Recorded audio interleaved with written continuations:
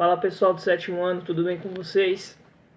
Bem, hoje a gente vai falar um pouquinho da explicação referente à videoaula que a gente viu sobre a formação do Estado Nacional e o mercantilismo, tá? Então a primeira coisa que ele trabalha é o seguinte: da formação do Estado moderno no século XV ao século XVIII. Ele vai falar sobre algumas características específicas que levaram à formação de um Estado moderno. Tá? O que é um Estado moderno, basicamente? O Estado moderno é o Estado no qual você tem o fim do modelo absolutista no comando, tá bom? E para que isso aconteça é necessário algumas características. Quais são elas, então? Uma das características do Estado moderno é a questão do território. E aí o professor explica o que é o território. O território nada mais é o local onde se estipulam as relações de poder. Ou seja, não é somente terras, é onde eu mando, são as terras em que eu mando, que eu tenho poder. Isso ele vai caracterizar como território. Depois, o lado político, tá? O rei, ele passa agora a dividir os poderes. Como assim? Então, no Estado moderno, eu tenho o fim do absolutismo. Então, o rei ele deixa de ser soberano e passa a dividir os poderes com outros membros políticos. Isso a gente vai ver mais pra frente na questão do iluminismo que a gente vai trabalhar no 8º ano, tá? Mas um dos pontos de característica da formação do Estado moderno é a questão da aplicação política, e na qual o rei ele passa a dividir seus poderes. A questão do exército. Qual que é a função do exército nesse Estado moderno, tá? É estabelecer o quê? O poder dentro e fora do território. Então, no caso de quem não estiver obedecendo às normas e às regras do rei dentro do território, esse exército vai ajudar a sanar esse problema. A questão da legislação, como esse Estado ele vai ser organizado, tá? E lembrando que ele vai falar da questão do que é Estado. Então, quando a gente coloca o Estado em maiúsculo, a gente está falando do Estado que manda, o país, tá? No país em si. E em minúsculo a gente está falando da unidade federativa, que são os estados que a gente conhece, São Paulo, Minas Gerais e assim por diante, tá bom? Outra coisa, ele vai falar da questão dos impostos. Os impostos eles auxiliam na manutenção do Estado. De que maneira? Eles servem como uma forma de manter esse Estado produtivo, de manter esse Estado rico e manter as pessoas fiéis ao seu governante. Ou seja, se eu vou e discordo de alguma ação desse governante, consequentemente eu vou ter o maior número de impostos a ser pago, tá? E por último, a burocracia, que são as pessoas que auxiliam o Estado, tá? Esse Estado que eu estou falando, esse local que tem um território, que é tomado por um rei e assim por diante, eles auxiliam o governo do Estado. Então, para a gente entender um pouquinho melhor, então existem alguns pontos que devem ser trabalhados. São 2, 4, 6 pontos específicos. Então, a formação desse Estado moderno, né, que a gente vai falar, é focado em qual lógica? Deixa de ter um poder central no rei, o poder passa a ter dividido, e para ajudar a ter esse Estado de fato, é preciso desses 6 pontos, que é o território, que é onde o rei manda, não é só terras, é o local que ele exerce influência, a política, as formas como ele vai governar esse local, o exército, as formas que vão ajudar a coordenar esse local, a força, se for necessário, a legislação, que é o conjunto de leis que auxilia na organização do país, os impostos, que servem para a parte econômica, e a burocracia, que são as pessoas que auxiliam o rei a governar esse novo Estado, tá bom? Bem, a partir do momento que a gente cria essa lógica de Estado, que eu deixo de ter o pertencimento só do rei, eu passo a ter a ideia de nação. O que é a nação, basicamente? É um conjunto de indivíduos que compartilham tradições em um determinado local. Então são pessoas que têm ideais comuns àquele local. São pessoas que têm o mesmo conjunto de ideias, têm as mesmas vivências. Só que para eu ter uma nação, tá? Não necessariamente, ele coloca até a lógica do seguinte: nem toda nação possui um Estado, mas todo Estado possui uma nação. Então o que ele quer dizer com isso? Que existem grupos populacionais, né, que a gente já falou que a nação é um conjunto de indivíduos que compactuam dos mesmos ideais. Então existem grupos que têm esses mesmos ideais e têm um território, tem um local onde manda, tem as suas terras, tem os seus costumes. E tem nações, como no caso ele citou a nação dos judeus, que não tem essa localidade, eles não têm esse território devido a alguns conflitos históricos e assim por diante. Tá? Então um dos pontos que favoreceram a formação desse Estado moderno é a questão da criação de uma nação. Um conjunto de pessoas que vivem no mesmo local, que tem um território, mas além de ter esse território, eles compartilham dos mesmos ideais, no qual é governado por um elemento político, que no caso em questão era o rei, tá bom? Bem, vamos lá.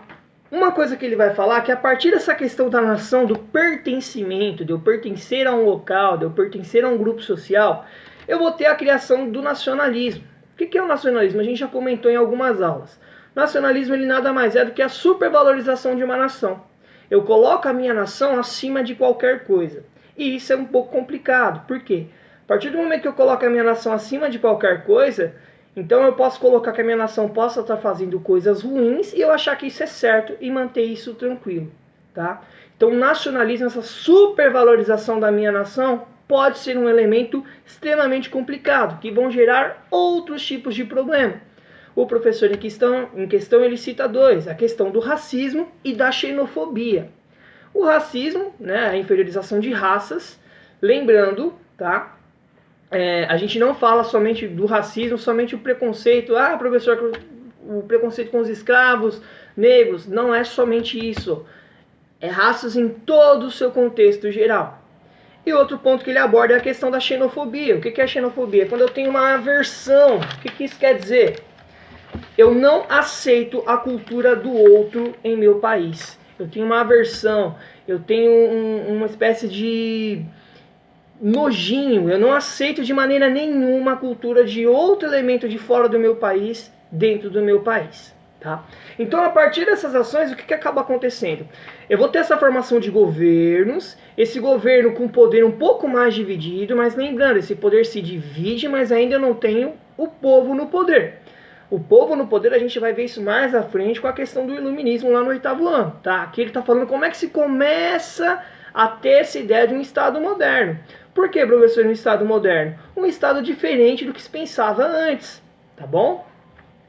Além dessas ações, aqui a gente viu como é que esse Estado se formou, aqui a gente viu o seu conjunto de ideias, e agora a gente vai entender como é que ele se manteve economicamente, tá? Ele vai se manter economicamente graças às ações do mercantilismo. O que é o mercantilismo, então, basicamente? É como esse Estado vai se fortalecer na economia. Como ele vai fazer as suas relações comerciais. Então, como ele faz isso, galera? Então, o mercantilismo ele vai ser uma espécie de monopólio comercial. O que é um monopólio? É algo exclusivo.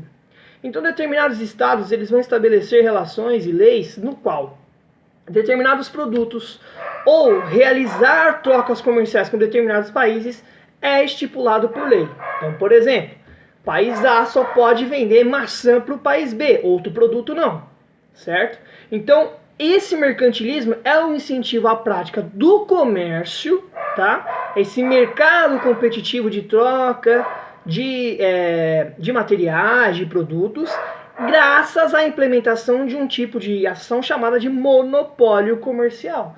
O monopólio é uma exclusividade, ou tem uma exclusividade de um produto, ou tem uma exclusividade com um país. Tudo bem? Aqui, ele fala de algumas formas desse mercantilismo. Então lembra, mercantilismo a gente sempre vai falar de práticas comerciais. Mercantilismo dentro dessa prática do Estado moderno, que ele vai comentando aí, seria o quê? Como esses países, principalmente os países grandes navegadores, que a gente já vai falar aqui, como esses países comercializam. No caso aqui, que nós estamos trabalhando, no que o professor cita como exemplo, ele vai dar algumas formas de mercantilismo usando a França, Espanha e Portugal e Inglaterra, tá? Para quem lembra nas últimas aulas, França, Espanha, Portugal e Inglaterra eram as 4 principais potências navegadoras da época. Então nada mais justo o fato delas serem as 4 principais potências navegadoras pensarem em implementar formas mercantis, de comércio. Lembra? Mercantilismo, comércio. Bom? O professor vai citar 4 formas de mercantilismo. Primeira forma, o metalismo, tá? O metalismo ele foi uma forma usada por Portugal e Espanha para dessa forma fazer o quê? Fazer com que esses países conseguissem ainda mais se desenvolver economicamente. O metalismo nada mais é do que a aquisição de metais preciosos, ouro, prata, entre outros, tá? Isso é uma exclusividade de Portugal e Espanha. Para que eles faziam isso? Eles buscavam ter então uma balança comercial favorável. O que é isso, uma balança comercial favorável, gente? Então é o que? Eu tenho que ter mais lucros do que vendas. Então olha lá, como assim? Tendo mais lucros, significa que eu estou vendendo meu produto a um preço muito mais caro e não estou ficando sem nenhum produto para vender depois. Tá? Então vamos exemplificar. Então vamos pensar que eu esteja vendendo, sei lá, 1 quilo de ouro a R$10. Por mais que eu tenha ouro pra caramba, vai chegar um momento, pelo fato de estar muito barato, eu vou conseguir vender tudo, só que o meu lucro ele vai ser muito baixo. A balança comercial favorável é quando eu consigo vender muito e o meu lucro também está alto. É isso que esse pessoal vai buscar fazer, principalmente Portugal e Espanha. Ter muito produto, no qual eles tomavam nas colônias, no caso Brasil, África, entre outros, tá? E vender esse produto a um preço alto. Então eu tenho produto, tenho procura por esse produto a um preço alto. Então a minha balança ela é favorável. Por que favorável? Eu estou crescendo economicamente. Beleza? Outro tipo de ação que ele vai colocar aqui é o incentivo às manufaturas. Manufaturas a gente já trabalhou, que são a produção dos produtos artesanais, o início de um processo de industrialização e assim por diante. Essas manufaturas, principalmente, elas vão estar focadas na questão da produção naval, tá, galera? O que é basicamente a produção naval? Produção de navios. O que gerava mais dinheiro naquele período era você botar navios para navegação e ganhar dinheiro com isso. Então, além da questão do metalismo e buscar essa balança comercial favorável, eles vão buscar a introdução às manufaturas, que são basicamente o quê? São pequenas fabriquinhas, tá, de produção artesanal, manual, no qual eles vão incentivar principalmente a produção de navios, essa produção naval. Tudo bem? Além disso, galera, nós vamos ter o que nós chamamos de companhias de navegação ou companhias de comércio, que basicamente é o quê? Para eu buscar esses novos territórios, a gente tem que levar em consideração que os reis, eles queriam lucrar acima de qualquer coisa. E os ricos, né? Então lembra, você tinha o rei e tal, você tinha essa divisão de poder, mas os ricos, eles não eram ao ponto, tão ricaços assim, ao ponto de serem reis. Então eles sempre buscavam uma forma ou outra de tentar equiparar sua riqueza com a do rei o máximo possível. Para isso foram criadas as companhias de navegação, que basicamente consistiam no quê? O rei ia, concedia permissão para essas pessoas buscarem novos territórios, buscarem novas riquezas. Em troca disso, ele tinha uma porcentagem dos lucros obtidos por essas companhias. Professor, qual a vantagem disso? A vantagem disso é que o rei lucrava, porque ele não tinha gasto nenhum, ele só tinha que assinar um documento autorizando os caras em nome da corte. Então ele ganhava um lucro em cima disso. E para os burgueses da época que faziam essas grandes navegações aí por meio das companhias de navegação lucravam também, porque a porcentagem de imposto era menor, já que eles teriam que arcar com todos os prejuízos provenientes dessa questão aí também, dessa navegação, tá bom? Bem, para finalizar aqui, foi uma aula bem extensa, muitos conteúdos, ele vai falar um pouquinho sobre o Pacto Colonial, tá? O Pacto Colonial basicamente é um documento no qual metrópole e colônia se comprometem. Lembrando, o que é metrópole e o que é colônia? Metrópole é o país que conquistou, é o país que está mandando. Colônia é o país que obedece às ordens, tá bom? Então o que acontece dentro disso? Esse pacto colonial, basicamente ele consiste em o quê? Tudo que a colônia produzir deve ser mandado e oferecido primeiro para a metrópole. Dessa forma, eles continuam sendo mais ricos, continuam explorando essa metrópole e se tornando tornando a metrópole rica e a colônia cada vez mais dependente, tá bom? Como que eles vão fazer isso? Por meio de 3 pontos. Primeiro ponto, a monocultura, a produção de somente um tipo de produto ou agrícola ou de extração mineral, vegetal e assim por diante. Ou seja, aquela colônia só vai poder vender aquele produto para aquela metrópole. No caso do Brasil, a gente vai ter um monopólio, por exemplo, da questão do pau-brasil, que só poderia ser vendido para Portugal, certo? A questão do latifúndio, grande extensão territorial. O que o latifúndio tem a ver e incentiva esse pacto colonial? Portugal vai comprar grandes quantidades de terras, grandes quantidades de terras para si. Tá? Então ele vai tomar esses territórios brasileiros e vai fazer com que o seu território aumente mais, se tornando um latifundiário. O que é um latifundiário? Uma pessoa que tem uma grande extensão de territórios. E uma mão de obra compulsória, que é a questão da escravidão, né? Que inicialmente vai ser aplicado com os indígenas, que nós conversamos em outras aulas. Tá bom? Esse pacto colonial ele vai ser usado principalmente por Portugal e Espanha. Só que existem outras formas de metrópole e colônia manterem as suas relações. Uma outra forma disso é a questão do industrialismo, usado pela França. Então, enquanto Portugal e Espanha usavam o metalismo, vou retirar metal precioso para me tornar rico e assim por diante, eu vou fazer um pacto colonial para prender esses caras, a França usava o industrialismo, que era basicamente o quê? O incentivo às manufaturas. A França e um pouquinho da Inglaterra vão fazer essas ações com qual objetivo? Manter as suas colônias dependentes dela, tá bom? Então, Portugal e Espanha usam o metalismo, França e Inglaterra usam o industrialismo, tudo bem? Bem, a partir dessas lógicas, o que acontece? Esse comercialismo, ele vai levar a questão da Inglaterra, vai ser ótimo para a Inglaterra, porque a Inglaterra vai acabar tendo um incentivo às manufaturas, tá? E aí ela começou a realizar ações comerciais sem intermediários. Qual que era o problema de Portugal e Espanha? Para tentar evitar conflitos, eles deixavam que intermediários negociassem esses produtos. Só que a Inglaterra ela começou a perceber o seguinte, que ter um intermediário significa menos dinheiro entrando para o meu país. E menos dinheiro não é legal. Então o que eles começaram a fazer? Eles criaram o que nós chamamos de atos de navegação, que serviam para quê? Serviam para fazer com que os intermediários não existissem. Dessa forma, a Inglaterra ganhava o lucro dos materiais de maneira integral, total. Então, para a gente fazer um resumão aqui, tá, galera? Porque o conteúdo hoje foi bem extenso. Então, a gente está falando da formação do Estado moderno, do começo de uma divisão de reis, entendendo os conceitos do que é comércio, do que é o mercantilismo, que é a prática de mercado, né, que é você fazer comércio, do que é território, dessas ações que se formam um Estado nacional. A partir da formação do conceito de Estado, eu tenho que levar esse Estado a ser produtivo por meio de ações econômicas.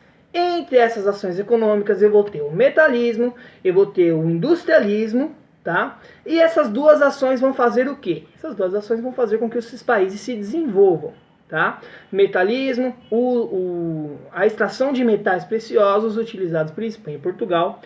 Industrialismo usado por França e Inglaterra com o objetivo de enriquecer graças à produção manufatureira. Eu produzo produtos de maneira artesanal e esses produtos têm o objetivo de enriquecer ainda mais o meu Estado. Lembrando que Estado, se ele for escrito com letra maiúscula, a gente está falando de um país que tem um território e um conjunto de ações comportamentais. Se a gente está falando de um Estado em letra minúscula, a gente está falando de uma unidade federativa, os estados que nós conhecemos. Tá bom? Espero que tenha ajudado aí e até a próxima, galera.